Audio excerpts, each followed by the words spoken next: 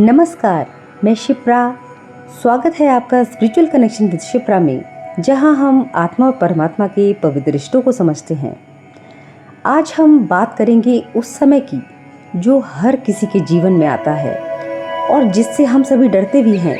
वो है बुरा वक्त, क्योंकि बुरा वक्त आते ही हम खुद को हारा हुआ, थका हुआ महसूस करने लगते हैं। पर क्या आपने कभी सोचा है, बुरा वक्त भी वरदान बन सकता है? चलिए इस सवाल को आत्मा की नज़र से देखते हैं। बुरा वक्त क्यों आता है?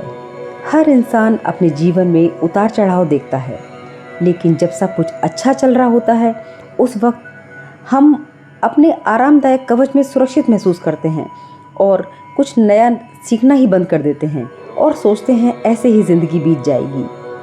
पर कुछ वक्त बाद समय फिर करवट लेता है, हालात बेकाबू होने लगते हैं। जब परिस्थितियाँ ज़्यादा कठिन हो जाती हैं तब हमारा ध्यान अपने अंदर की ओर जाता है और हमारी आत्मा का उद्धार यहीं से शुरू हो जाता है।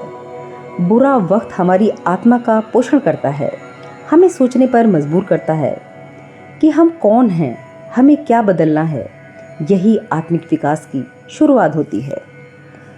तकलीफ में छुपा सार्थक संदेश। हर दुख एक शिक्षक की तरह आता है। हो सकता है आपने कुछ खोया हो, कुछ रिश्ता छूट गया हो या स्वास्थ्य बिगड़ गया हो, लेकिन हर परिस्थिति कोई ना कोई संदेश अवश्य लेकर आती है।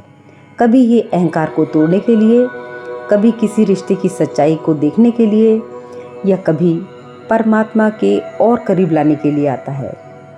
बुरा वक्त कभी कभी हमें रोकता है ताकि हम गलत दिशा में आगे ना बढ़ जाएं। डिवाइन प्लान में ट्रस्ट करना क्यों ज़रूरी है?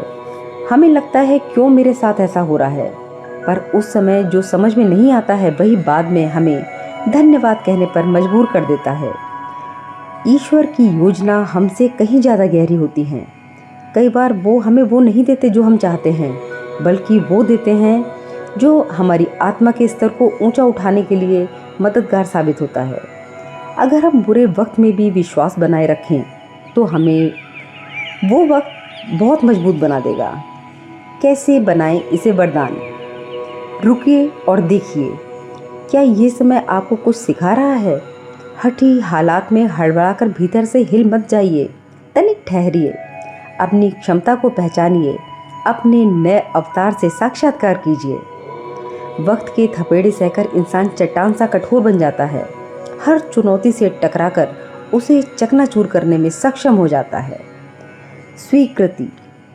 हर अनुभव को स्वीकार करना कष्ट से भयभीत होकर भागना नहीं है, उसका सामना करना जरूरी है और स्वीकार करना होगा, तभी हम हीलिंग की शुरुआत कर सकते हैं। आभार व्यक्त करना।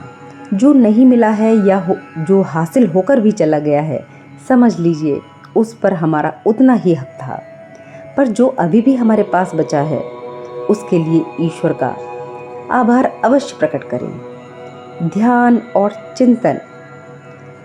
बेहद आवश्यक है कि आत्मचिंतन किया जाए, ना कि चिंता करके खुद को थकाएं। ये आपको आपके वास्तविक केंद्र तक पहुंचाएगा। याद रखें, समय हमेशा बदलता है और हर अंधेरी रात के बाद एक सुनहरी सुबह जरूर आती है। अगर आपको ये वीडियो पसंद आया हो तो लाइक करें, कमेंट करें और चैनल को सब्सक्राइब करें। क्या आपने कभी किसी बुरे वक्त को बाद में वरदान के रूप में महसूस किया? ज़रूर कमेंट में साझा करें। मिलते हैं अगले वीडियो में, तब तक जुड़े रहिए अपनी आत्मा से और चलते रहिए डिवाइन पाथ शिप्रा के साथ। हर हर महादेव।